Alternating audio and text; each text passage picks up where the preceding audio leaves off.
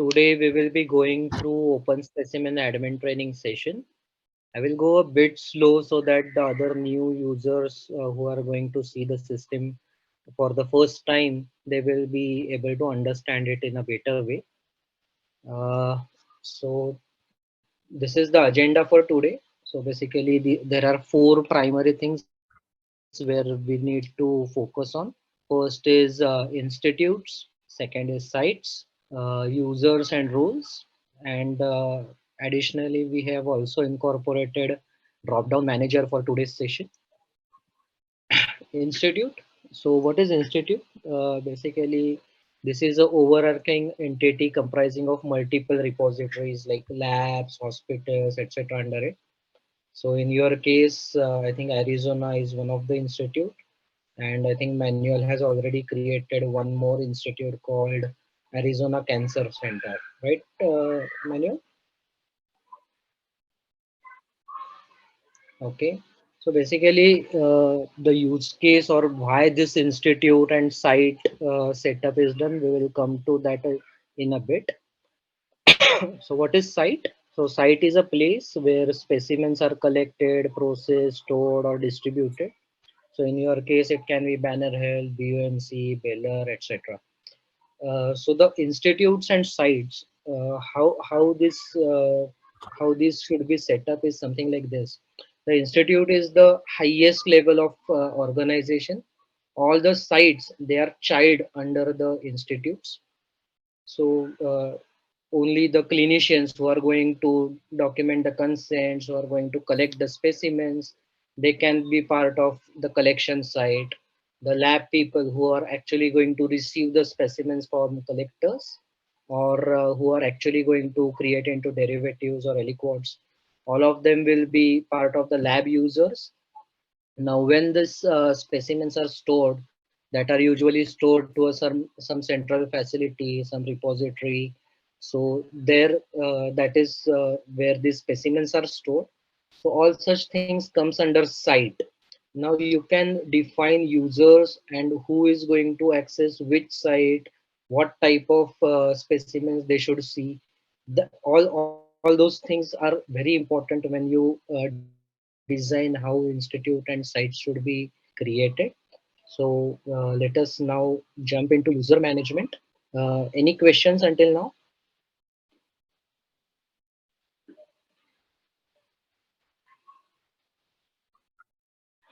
Okay.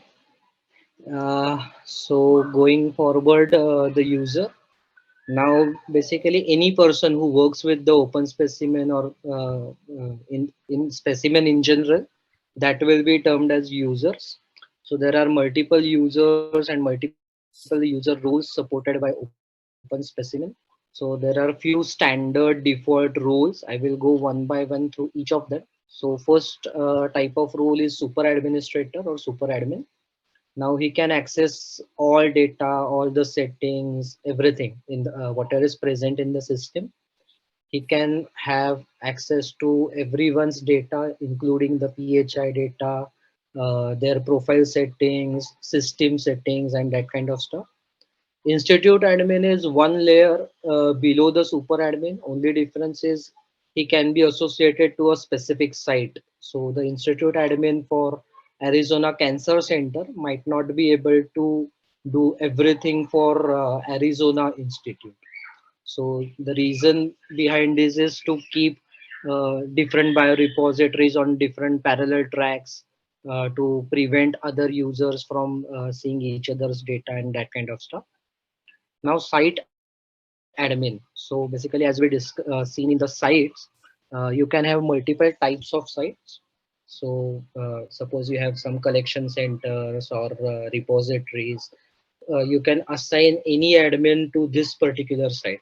So any collection protocols, any containers that are associated to that site, that will be visible to this particular user. Next is tissue banker. Now, tissue banker is kind of a supervisor role in the laboratory or in the biobank who can overlook everything. So, the tissue banker will have access to all the data within a specific collection protocol. that includes the PHI data. So he can do anything related to the collection protocol, like setting up the label formats, uh, moving participants, moving visits from one participant to another, and that kind of stuff. Now, technician is the general staff who is going to have no access to PHI data. Their only task is to receive primary specimen and process it into aliquots. They will be able to store it based on their other accesses, that is availability of the site and that part. Researcher and clinician, now these are two specialized roles. Researchers are any people outside of the biobank who just need read-only access. The primary purpose is to know that okay, these specimens are present within a particular biobank. So these people can only filter out based on some specific criterias like clinical diagnosis or whatever are defined by your super admins. So based on that, these researchers have only read-only access. No PHI information is visible to them. And lastly, the clinician. So basically, all the biospecimen data, uh, they can collect participant information, they can collect primary specimen, they can collect consents, but they do not have access to child specimen. So what happens to the mother tubes? They have no role to play whatsoever in the downstream processes for the biobank. Any questions? Nope. Okay. So now we will check the PHI access. Now this is how you control who has access to patient identifier data, PHI, patient health information. So I will quickly jump into the open specimen and try to create two types of users today, just for the demo purpose.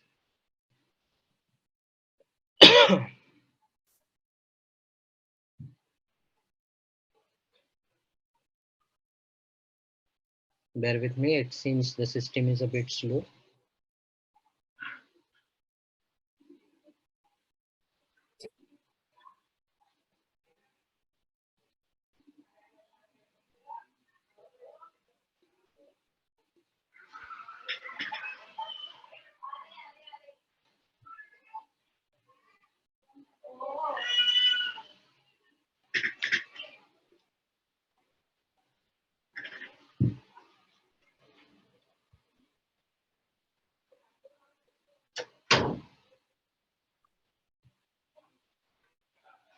This is taking too long to load. I will do something different. I will use my test environment for this demo purpose.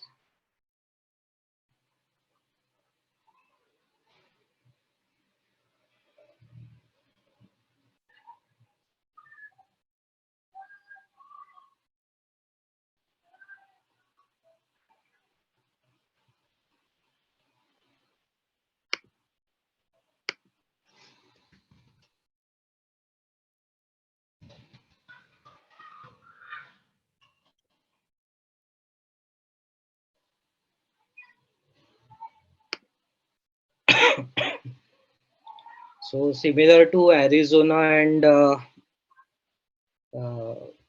Arizona Cancer Center, what I have is this institute over here.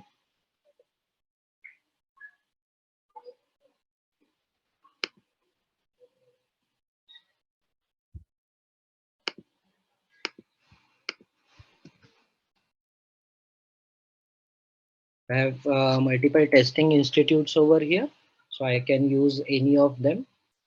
And within the sites, I also have multiple sites and associated collection protocols. So you will be able to see all number of users associated to a specific institute, all type of collection protocols associated to a specific site and that kind of stuff. So I will quickly show over here. So there are two sites that I have created for demo purpose. So you can use, we will be using this site one for rest of the configuration. I'm going to in users. What is coming up? I don't want to change. Okay, so I'm going to create one user. Now, when you start creating user, it will show you these four options. One is super administrator, one is institute administrator. You don't need to assign any roles for these two types, whereas we can create a regular user, and there is also something called as contact user. I will come to contact user in a bit of time. I'm I'm creating one test issue banker over here. I need some email address, which will be a placeholder for now. I will use the domain name of OpenSpecimen, and I will use the email address as login name. So in your case, you are going to use single sign-on. So you need to select the domain name as Arizona, so that users will be able to access OpenSpecimen from your Arizona domain. Whatever are their login names, or what they use in their organizational sign-on, that can be added into login name. I will use this site, site1 RP, and the institute for site1 RP is this 2 Oncolife. So I will just use this one. Rest of the things can be left blank. We'll not go into much details on that. But here are 4 or 5 important parameters. You can read on our wiki page what each of them means.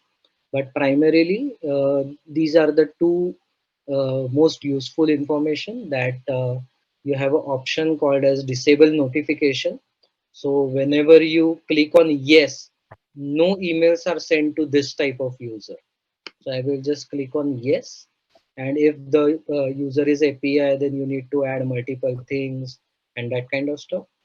Also, you can default a specific printer to specific user, but we again are not going into details of that today.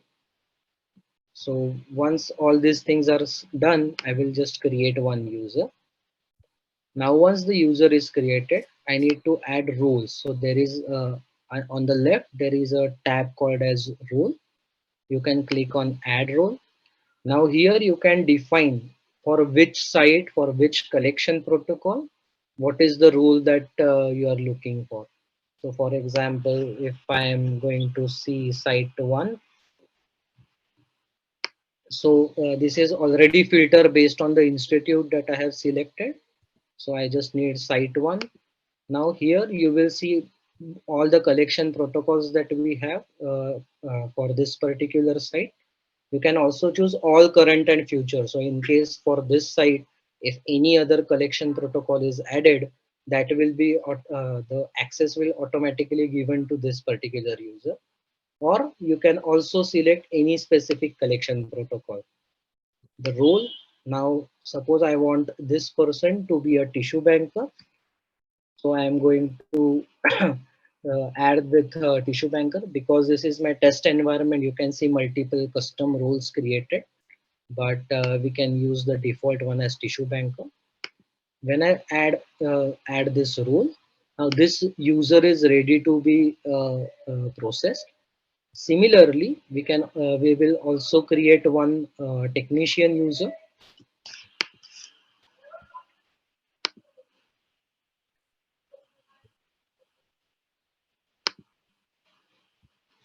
I will not define everything now. I will just quickly create one.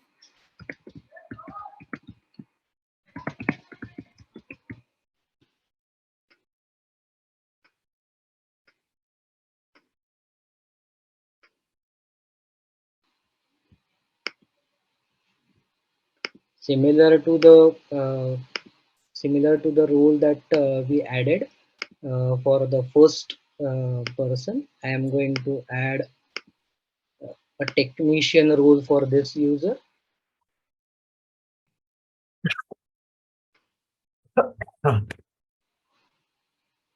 Yeah, somebody was asking something. Any questions? Okay, I will take that as a no. So once I created these two users, now what I can do is I am a super admin of the system. So now I have a ability to see what these users can see. So I'm going to impersonate them.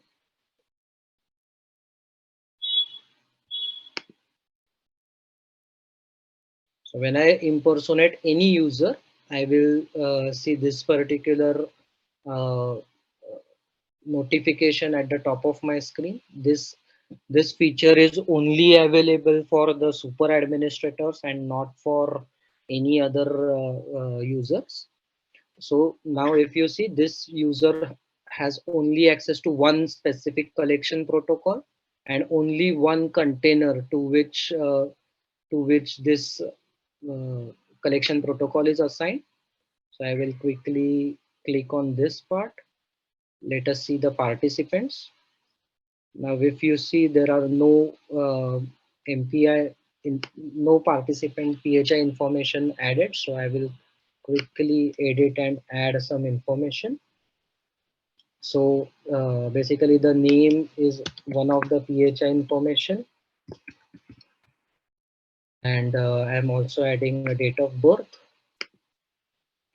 and I'm also going to add one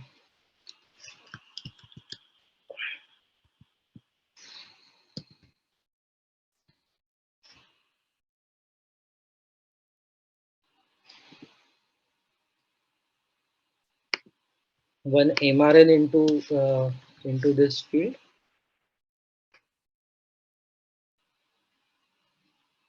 But sorry.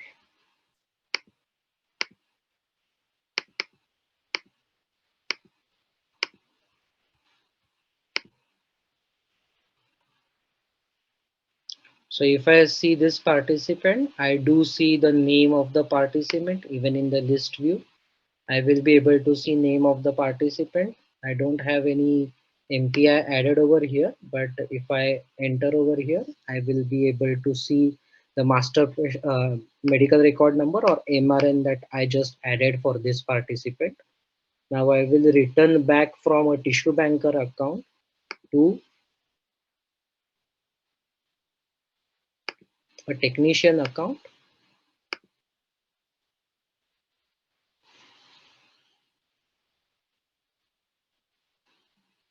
He also has access to this particular collection protocol. I will just click on that. So if you see the PHI information fields like name, MPI, even the MRN field, all of them will be hidden for this particular participant. So that way, this particular user is not going to view any of the PHI information. Any questions till now?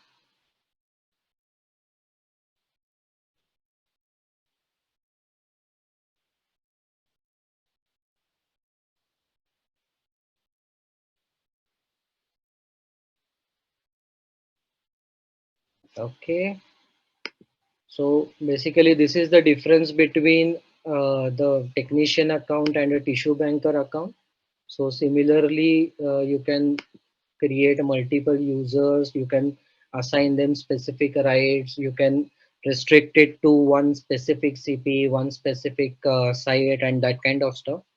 It is that configurable that one person can be a tissue banker for one collection protocol, and at the same time, he can be simply a technician for other protocol. So you have lot of permutations and combinations available to define the user roles. Now you also have an option to create custom roles. So if I go into OpenSpecimen, there is a specific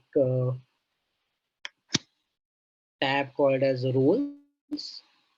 Under roles, you will see there are multiple, because this is a demo environment, there are multiple roles already created for testing purpose by many, but you can create a role on yourself, or you can check what type of accesses are given to individual role.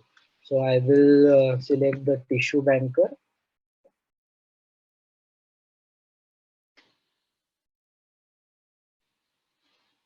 So now if you see at the left hand side, you can see number of resources. At the right hand side, you can see the permissions for each of them. So if you see tissue banker, he has read only access for the collection protocol because he has to see the collection protocol to do anything.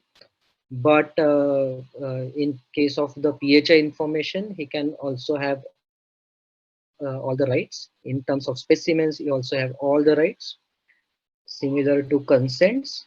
But this person should not be able to create any distribution protocol or any orders, or even he cannot create any collection protocol. So because of that, the create or update, delete, none of these rights are present for tissue banker role. Similarly, if we browse through the other roles,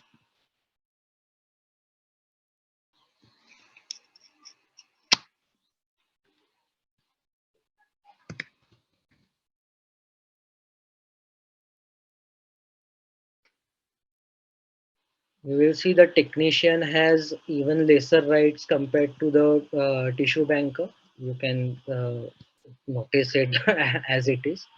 So likewise, every role will have a specific set of rights. These are predefined, these are default coming from the systems. Now, in case if you want to create any role on your own, all you need to do is go on roles, click on create. You just need to name it something, and you just need to add the resources. Currently, I'm just adding collection protocol. If I just want to give read access, I need to select this, and likewise for other operations like create, update, delete, export, import, all such things. So if I create this, the role will be created and you can assign this role to any of the users. So you can look at our wiki pages to understand how you can configure the roles a bit better. Do you have any specific questions related to roles in mind?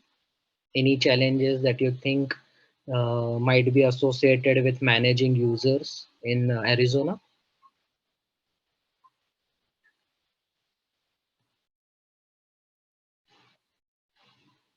Collection protocols to a site so that way you can separate users by their collection protocols?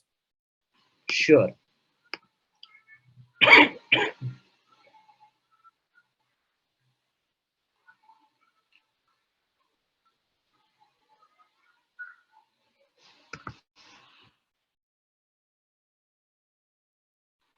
So whenever I select any collection protocol, it is associated to specific site. Okay. Now, for one user to see all the information provided for his particular role, let's assume role of a tissue banker. So my tissue banker at site A needs to sorry, my tissue banker of institute A on site B needs to see collection protocol and the container at that particular assigned to his collection protocol. Now I can click on edit. I can add a site as much as I want. So here you will, it is a multi select field. So you can add any number of sites that you like. So for example, I have added this one for now. If I click on update, it will update this. So now what happens is, if I assign this collection protocol for this site to any of the tissue banker, he will be able to see whatever happens through this site within this collection protocol. Does that make sense?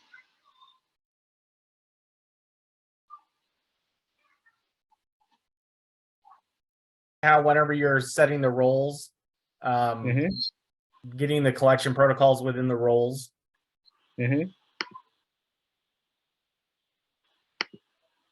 Let us try to add a role for one of the technician user that I just created.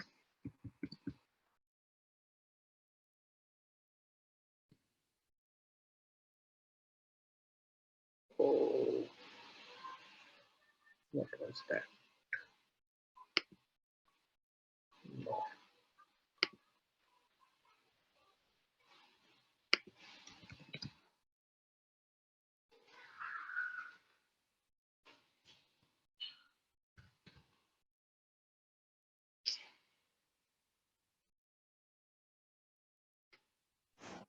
Or you can sort by institute or site to get.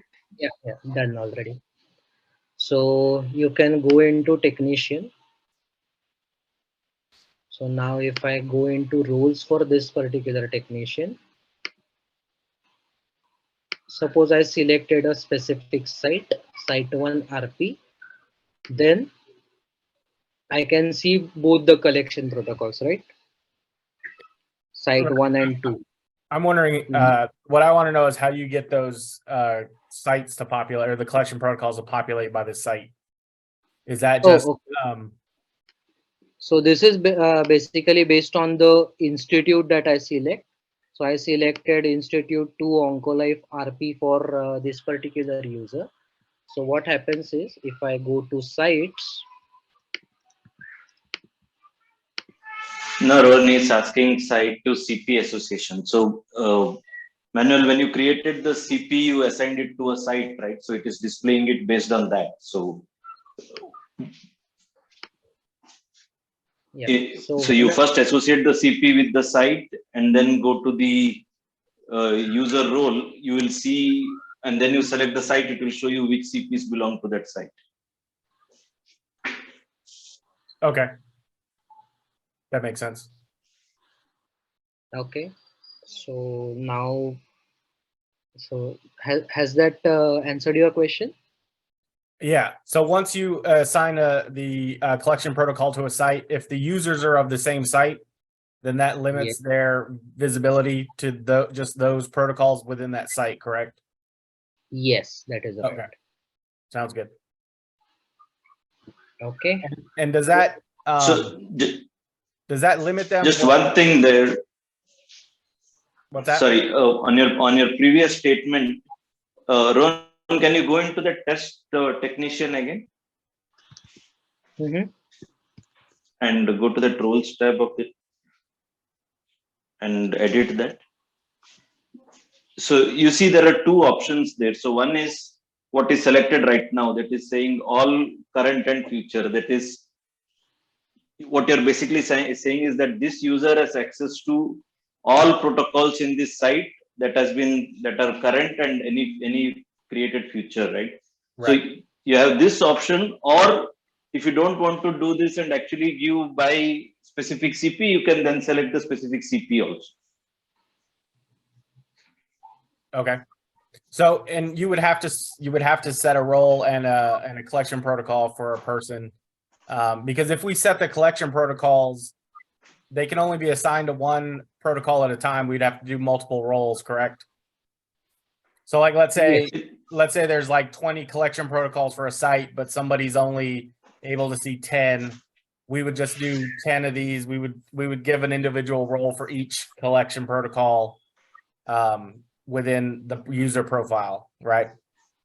Yes, you need to provide that one at a time for multiple times. Okay. But with just one correction, I don't know whether you just misspoke or what. So when you say give 10 roles, I mean, you can actually assign the same technician role, but you have to do it 10 times. It's not like 10 different roles you have to create. Maybe you also meant the same thing. Yeah, you would just have to add the role for each collection protocol. Yeah. Just to filter them out. Okay, that makes sense. Yeah. All right, thank you. Okay.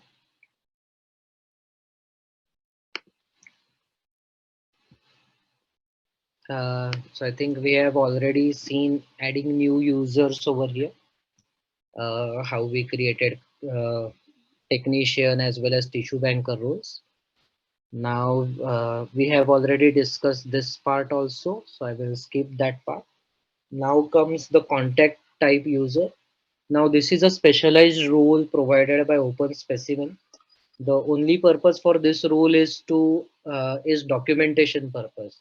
So many times many researchers who are principal investigators or professors across universities, uh, they are the owners of the all the specimens and everything for the collections, but they don't really log in into system anytime.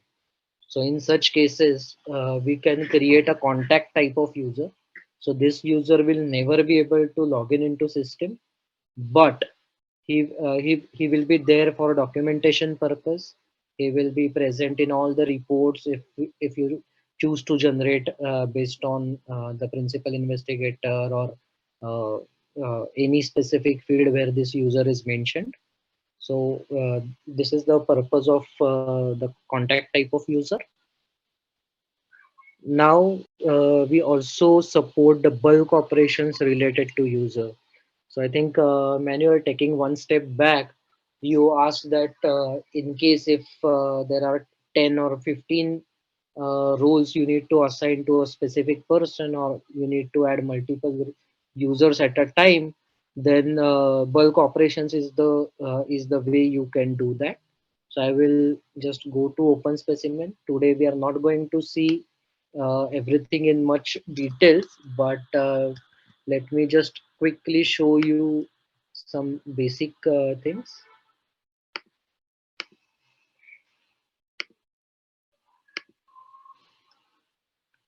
So what I will do is I will just export the two users that I created so that we get a better understanding.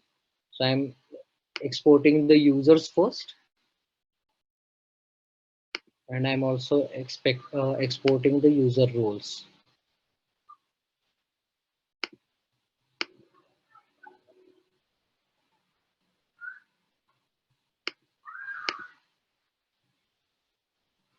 Yeah.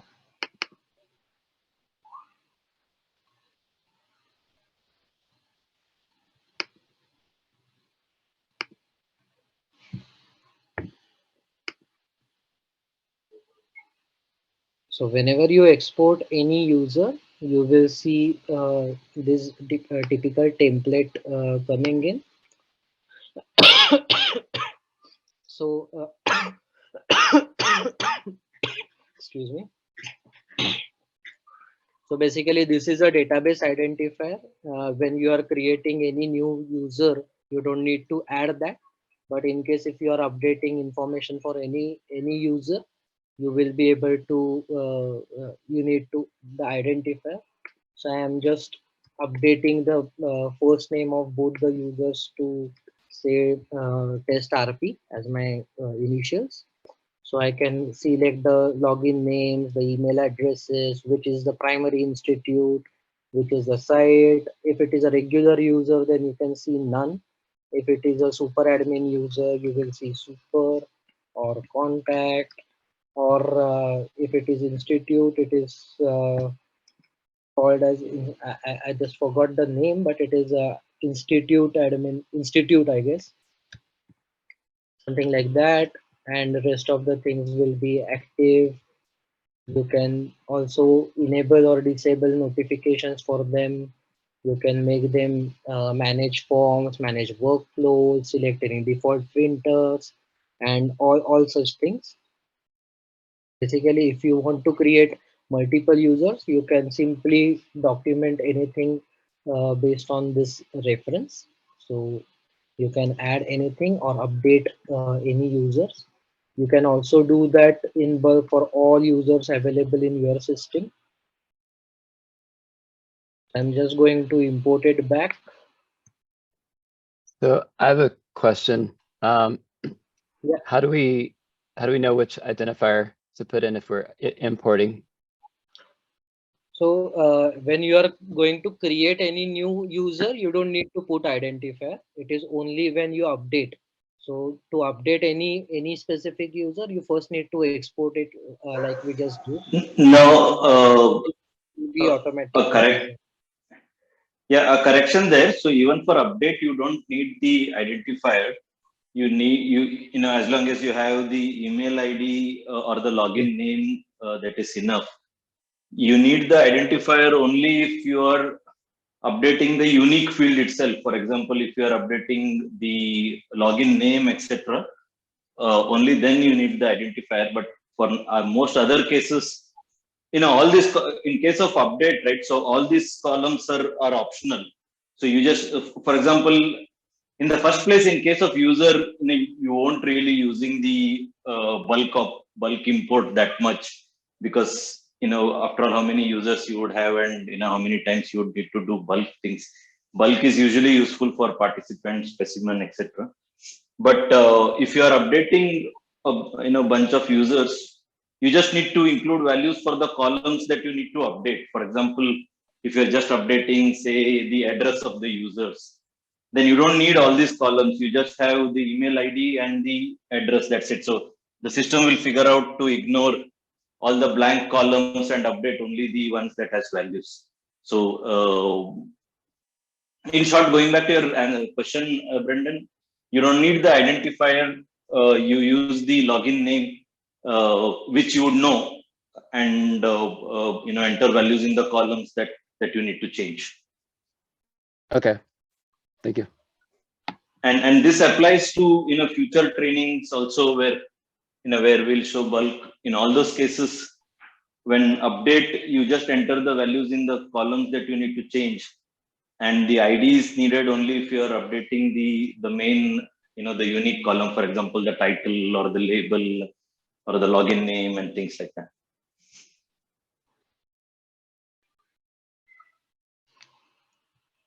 Okay.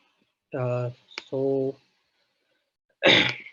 now what I can do is I'm going to import it, import users.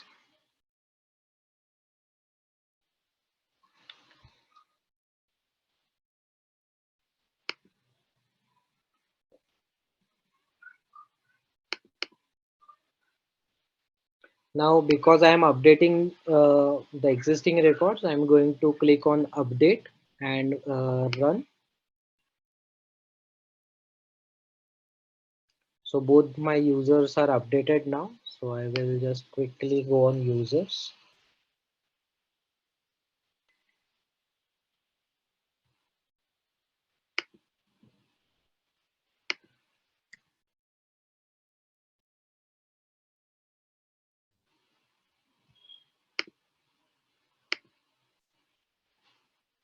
See this, both these users, test technician and test issue banker, they have the first name updated now. It is test RP technician, test RP tissue banker.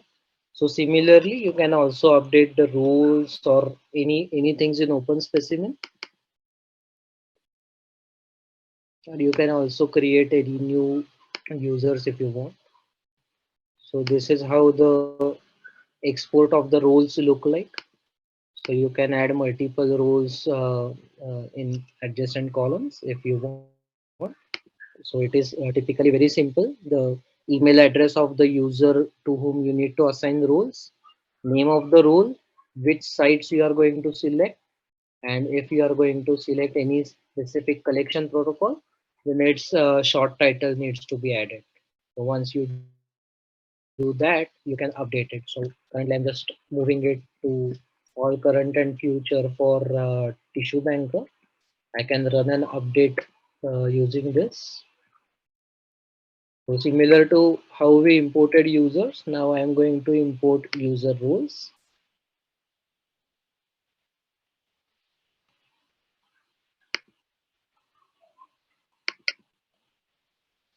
Again, instead of create, I am going to update. Now, in case if your file has both the options, that is two rows where you want to update and two rows where you want to create, then you have to run this import the same file two times, once with create and once with update. And you can see the status is success, and I have completed import. Now, if I go to my users.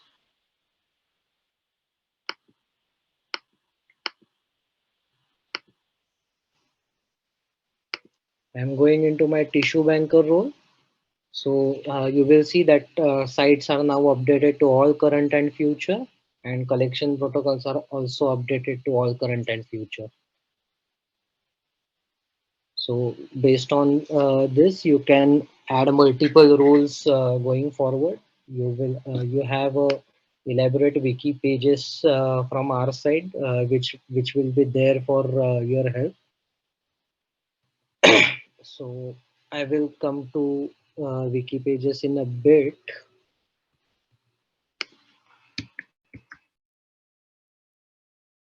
Anytime from within the system, you also have this help option, or from here you can select the online help, and it will also drive you to the wiki pages. So this is how the help pages looks like. If I open the user manual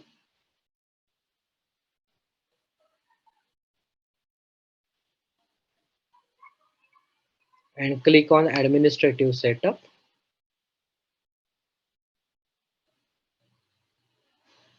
I will be able to see the reference for wiki pages for all the things that we covered just now: institutes and sites, users. If you go to users, under users, you will see further information.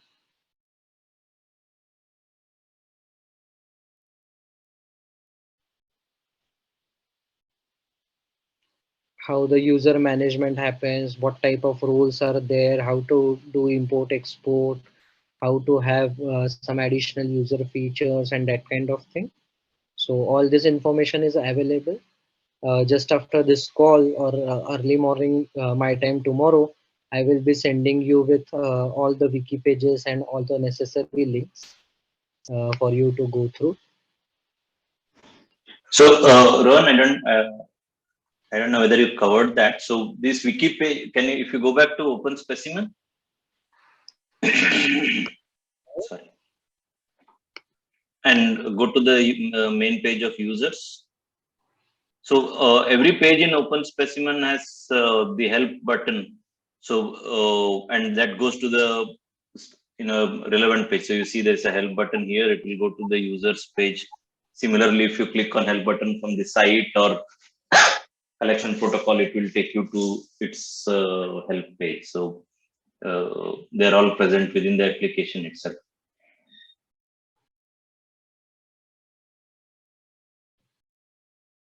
Yeah.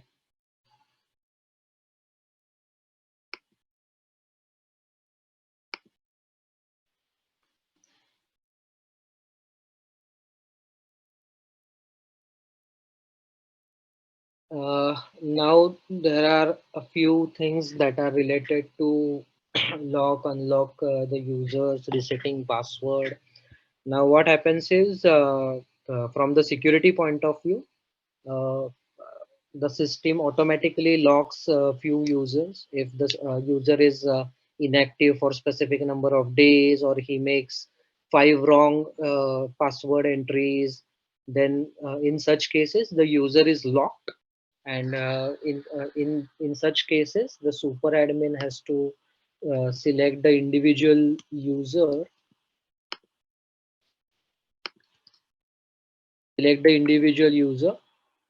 see if I can see the password is expired for this particular user. I can reset the password. If it is locked, okay,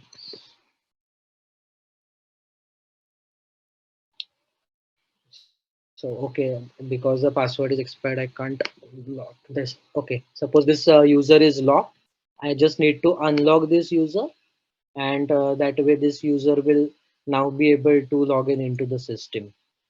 If in case at times we want to restrict the access temporarily for some users, suspend accesses, in such cases you can also log the user account. Okay, so being a super admin, you also have an option to archive a specific user, delete a specific user, You can reset password for that particular user. And if you're a super admin, you can also impersonate the user. I have already shown how this impersonate thing works. So I think that should be good for now. Now, in case from your organizational point of view, if you want to create any forms or add any associate any specific documents to this particular user, you can click on the forms and add multiple forms over here. You can also have profile forms where you can have additional user details. So any information related to any user, any employee, that can be documented within OpenSpecimen. Now, suppose if I have one user who forgets his password, how he is supposed to reset the password? So the one option is he goes to his super admin and they click on reset password and reset whatever password they want for him. And the other option is that is, I will just open one incognito window, and that is present on the sign in screen itself.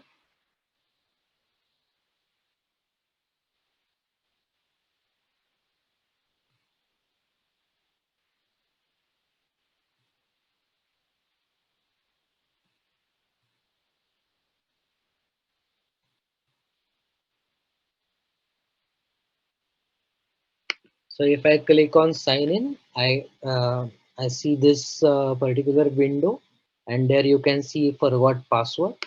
You can click on forgot password. If you remember your login name, you can add your login name. Otherwise, you can select your email address, mention it over here, and you can click on email reset password link.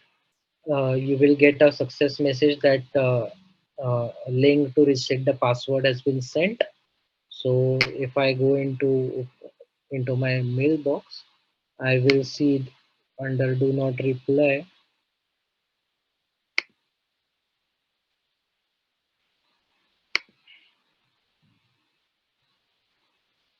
Oh, sorry, my within my test account, I have disabled notifications. But ideally, you will be able to. You usually get an email to reset the password over here. Once you click on that reset, you will be able to reset your passwords. So that way, this entire functionality works. In Uh, case if you, yeah, and go ahead. sorry, Rowan, I just wanted to point out too that this is only for the OpenSpecimen domain. So when you reset your password, this is for OpenSpecimen accounts. But since we're doing single Yes. sign-on, um, we're using our NetID and WebAuth through UArizona, and so that password it's going to be completely different. It's going to be using your WebAuth NetID password to authenticate you and bring you back to OpenSpecimen. So if your password expires in OpenSpecimen, it's for your OpenSpecimen account only. And I know that can Yes. be confusing because your login name is your email address with your NetID. So I just wanted to make sure that everybody knew that if you're resetting your password in OpenSpecimen, it's only applying to OpenSpecimen, even though you're using WebAuth to authenticate. Yes, yes, that is a good point. And as you rightly said, if you are using single sign-on, either LDAP or SAML, then you don't need to bother about anything over here. So all the things will be handled by your organizational single sign-on. Yep. And you can use OpenSpecimen to log in. You would just have to select OpenSpecimen as the domain. Yes. So we have two No, options. so manual correction there. Maybe you meant the same. So uh, let me just point back to all your statements. So first thing first, if you are part, if you do not have a local account, so same okay. So the confusion seems like this. So the same user cannot log in either from this or from that. So either, so if you are a LDAP user, you'll always sorry. If you are a SAML user, you always select SAML. So you can't select OpenSpecimen. That seems to be the first confusion. So Okay. is that clear? Yeah, that makes sense because I have an OpenSpecimen account, but that was set up before we set up SAML, so maybe that's why I Yeah, do either one. So if you have an OpenSpecimen account, then you can't select SAML to login. So you always have to select OpenSpecimen. Okay. You get what I'm saying? So if you want your account to be associated with SAML, then you have to log in, go to the user page, change your domain to SAML, and then you will be able to use SAML. Right. So that's point number one. So the point number two also you mentioned, if you are a SAML user, then you can't change your password here. You have to change in SAML. So there is nothing like, which is one of the statements you made, that if you're a SAML user and you change the password, then it applies only to OpenSpecimen. So that is not the case. So Okay. that all this password business applies only if you're a local account. So if you're a SAML user, you have to deal everything at the SAML level. Yeah, that makes sense. Because we don't store anything locally for SAML users. Right. Yeah, I think the confusion was since I had an account for OpenSpecimen before that had an OpenSpecimen password. Yeah. So people in the future, if you're not, because we may have people who are non-U of A people who don't have net IDs, and they will have OpenSpecimen password. So that's and then but for all of us that have it, then we would just go through our web auth. So that makes sense. Thanks for the clarification. Okay. So we also have some additional features like you can get a report from system how many active users you have. You can also monitor login activity of users. You can impersonate users. So all these features are available within OpenSpecimen.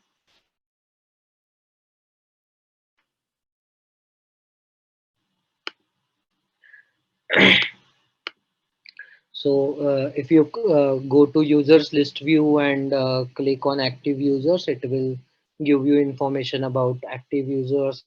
If you want, you can export login activity. Within login activity, you can also select for which domain, for which users, within which date range you want to see the login details. So all such things are supported by the system, and you will get more information on our wiki pages.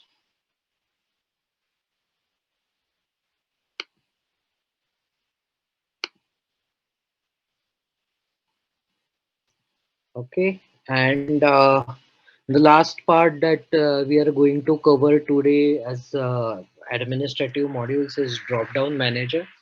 Now this is one of the most important part and very useful in day-to-day operations for all the admins. So I will quickly show what is Dropdown Manager. So basically in OpenSpecimen, uh, you have an option called as extras. So under extras, you have something called as Dropdown Manager. Now this is a special feature provided by OpenSpecimen where you can define all the drop downs across the system over here. Just to give you one example, you can use specimen type or clinical diagnosis or even anatomic site and any other drop downs you might like to use. So let's go one by one. There are two special drop down menus available. One is related to clinical diagnosis and other is related to specimen type. So we'll firstly go with the clinical diagnosis. So many clients come up and say that we need support for all type of SNOMED city codes or ICD codes or any type of coding system. So in such cases, this clinical diagnosis drop down is useful. If you select any of them, what you will notice is you have a drop down value and you also have a concept code. So this concept code can be your ICD code, it can be your SNOMED code, it can be any short form that is used within the organization. Whatever things you like, you can add as a concept code. So whenever you are documenting any type of diagnosis on any participant, then what happens is you have option that you can select the start typing in the drop down value, or you can also start typing in the concept code, and it will search through all these drop downs based on these two fields.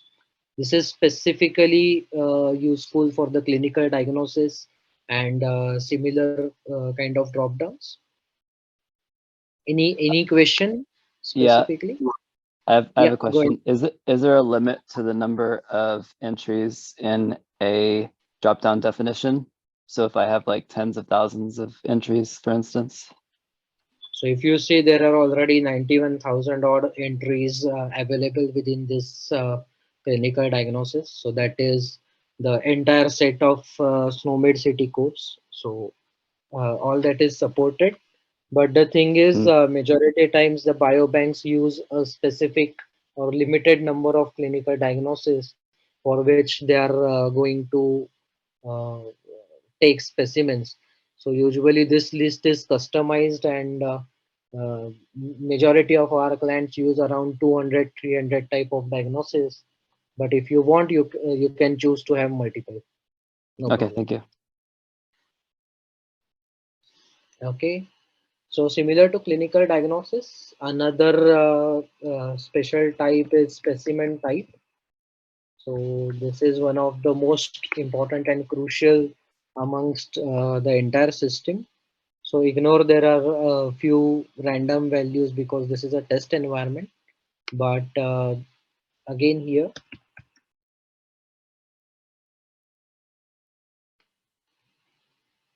so within specimen type, you have three important parameters that you can use.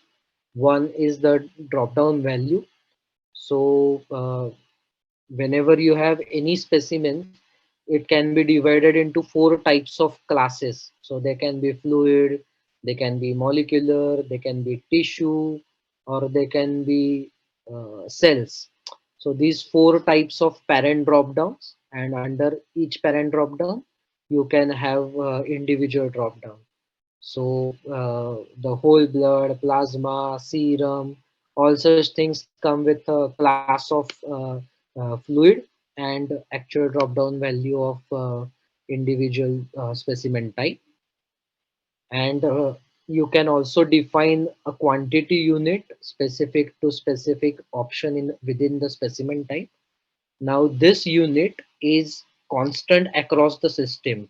So you cannot define, I want to see quantity as ml in one collection protocol versus microliters in another. So this is because of this property. This is constant across the system, but it is editable. You can choose to see whether I want in milliliter or microliter and that kind of stuff. Similar to initial and available quantity, you can also define units for concentration. Additionally, whenever you generate specimen labels, you can use the abbreviations of any of the specimen types. So for example, we are using WB for whole blood, and this property, which is container color code. So this is basically the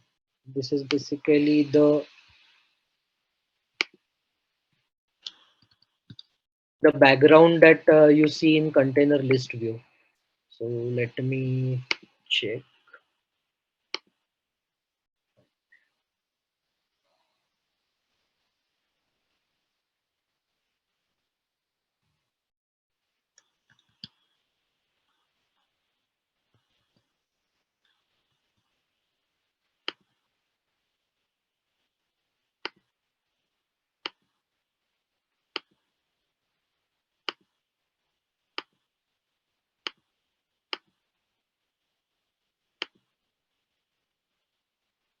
Okay, so if you see, I have multiple specimens over here, and based on the type of the specimen, a color coding can be seen. So if it is semi-clotted blood, it is shown in magenta versus it is shown in teal color and that kind of stuff. So similar Colors can be defined using this property. And this specimen type, this is used across the system for all your biospecimen data. So this is something that you need to have strong change control in place so that the values are not messed up. This entire drop down is again customizable. You can decide which values you want and what type of properties you want to see, and we can configure that for you. Any questions on specimen type?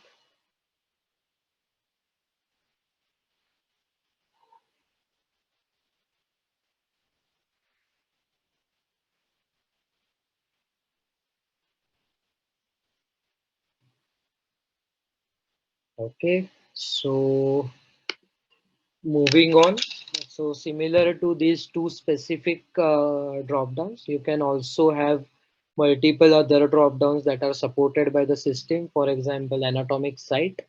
This is typically useful when you draw blood or take tissue sample from specific anatomic site like leg, abdominal esophagus, or nerve, or some kind of canal, and all the anterior sites or the anatomic sites are present in the system. But again, this all these drop downs are configurable, so you can choose what values you want to see and what values you want to show to your end users. So similarly, in case if the standard drop downs are not sufficient and you need any specific drop down, then you can also click on add and create a new drop down, and you will also have ability to add multiple options within each drop down that you created. Again, similar to user rules, it also supports importing the drop down values. Also, you can export any of the drop down by selecting one. Any question within Dropdown Manager?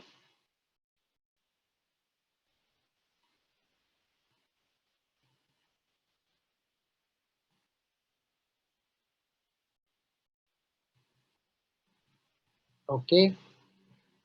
So Brandon and Manuel, this is one of the important topics that you can do it yourself or you can let us know what you need. But we need to clean up this drop-down manager wherever required. So primarily it should be collection container, specimen type, anatomic sites that you are using. In case of if you have any specific clinical statuses like uh, primary versus malignant tumors versus secondary tumors, any type of cancer staging, all such drop downs needs to be cleaned up and defined before we go live. So you can start working on that internally and let us know if you need any help from our side. Do we have access to the drop down at this point? I couldn't find it in ours. Yeah, you do have. If you click on extras, there is a card for a drop down manager. I don't have that card. Are you super administrator of the system? I don't. Okay, okay. So only super admins have access to this particular screen and the drop down manager, because for obvious reasons, any changes made in drop down manager will impact everybody across the system.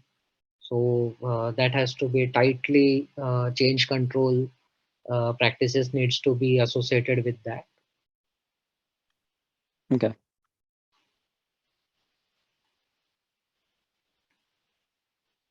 All right. So this is pretty much that we wanted to cover today. So if you have any questions, feel free to ask. Otherwise, after this call, I will be sharing you with the resources or the help pages that you might need. Additionally, from as Shri mentioned, from within OpenSpecimen, you can click on the help button at any time and go to that respective pages.